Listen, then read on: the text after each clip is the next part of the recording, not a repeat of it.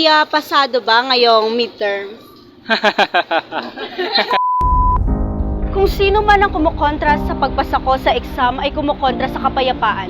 At kung sino man ang kumukontra sa kapayapaan ay kalaban ng bayan. Hoy, Kimi!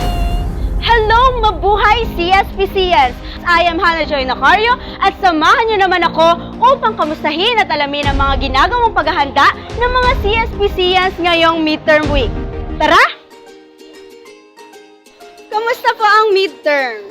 So far, okay naman po. Medyo mahirap po. Pero kaya naman. Nakapag-share ako ng 25 manifesting post and nag-pray. Kaya carry siya. Sa tingin mo po ba, pasado na ba ang ating midterm exam?